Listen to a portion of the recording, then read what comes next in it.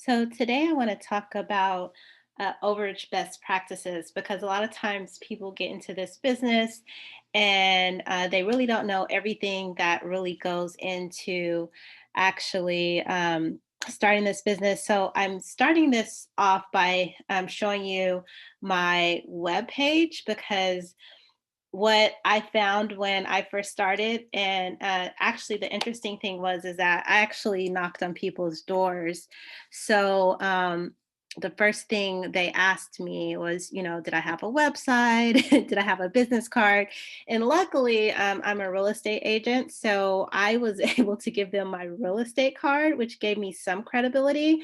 But I didn't think to like have any surplus recovery business cards or a website or anything like that. I was just hoping that I could kind of get a feel of talking to people in person.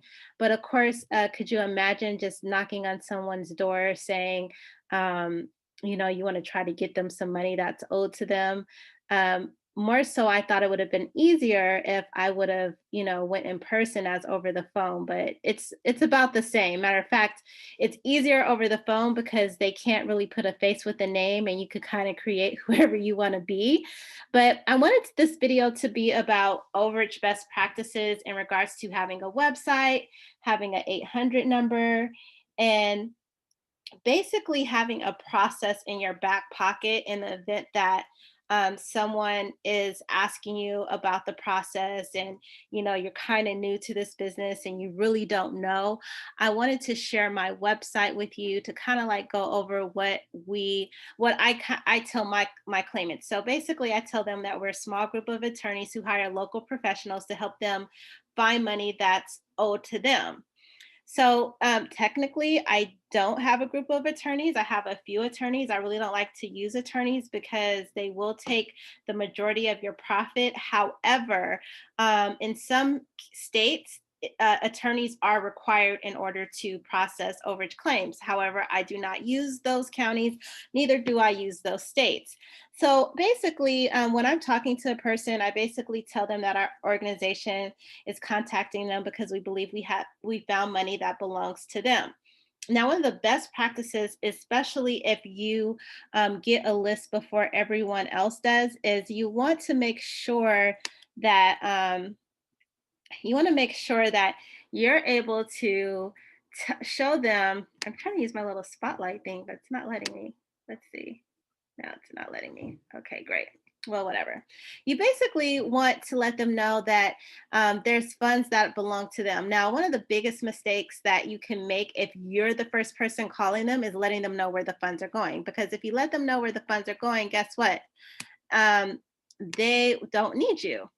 So, one of the things that I tell them is that basically we are representatives and we audit the government agencies throughout the country, and we find different research and records that basically gives us basically the information that shows them that they have money owed to them.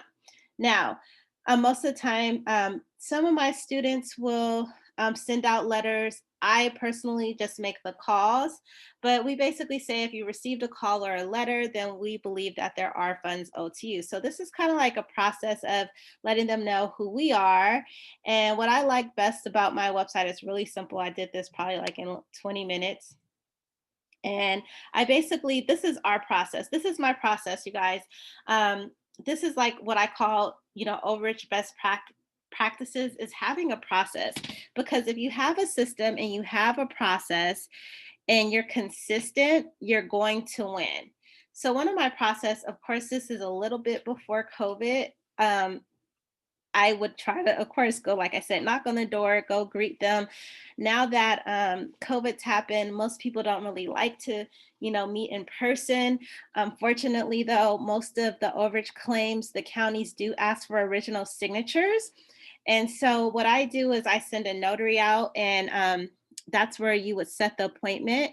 And I basically tell them that the notary would go over the documentation, reiterate basically what we talked over the phone, and then they're going to verify that they are who they say they are by giving them an ID and notarizing the documents.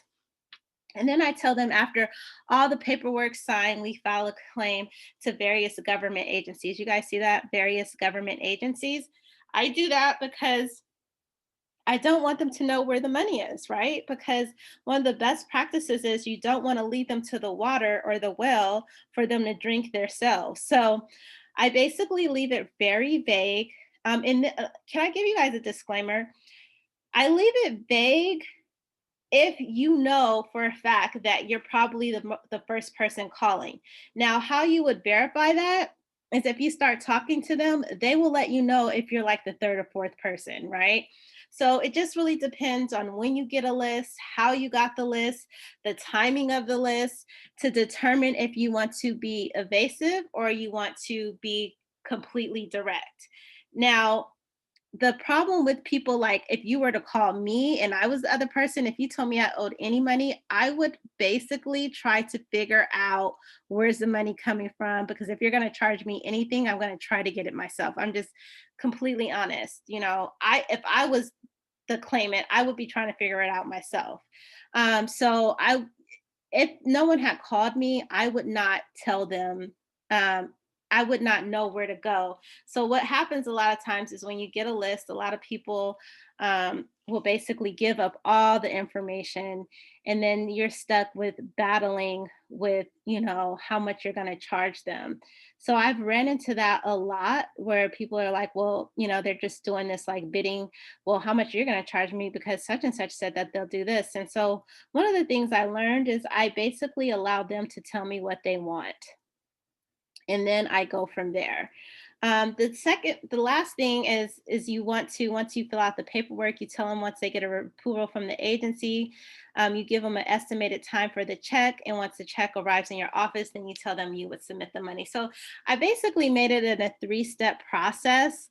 And so I did that because when you're dealing with people, first of all, they're going to think that it's skeptic if they had never heard of it. So this is the process that I go over. I also go over the fees, which, as you can see, I don't have anything on here. I do say typically 60% of the funds collected are remitted to you within 30 days. So I'm telling them what they're going to get.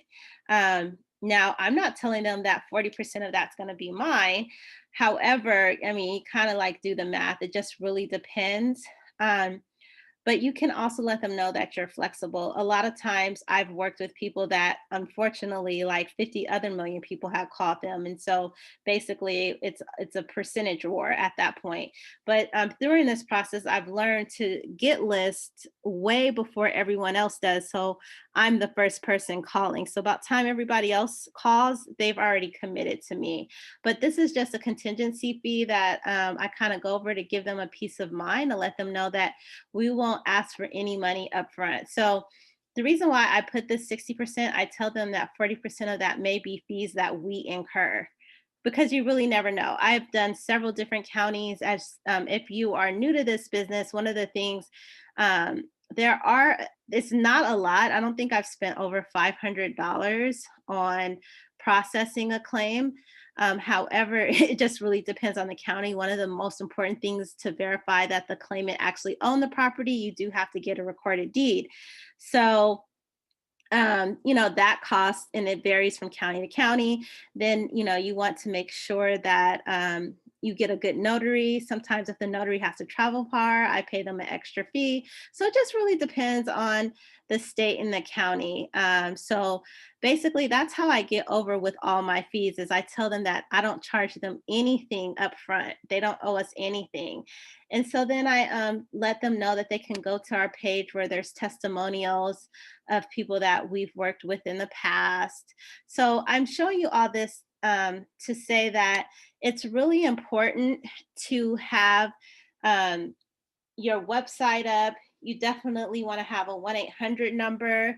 You basically want to have a resource where they can go to look it up themselves to make sure that you're legitimate. I know a few people that are on Facebook, they asked, should you register your business in Better Business Bureau? I personally have not done that, but I think it's a good ad to do. But anyway, this is my website, and this is what I wanted to cover with you guys in regards to some of the overage's best practices to have prior to starting your overage business is having some type of website, so people could be directed to it, just to give it some type of professionalism. So that concludes my video on overage best practices. I hope this helps. And please like and subscribe to this video if it was helpful. Thank you.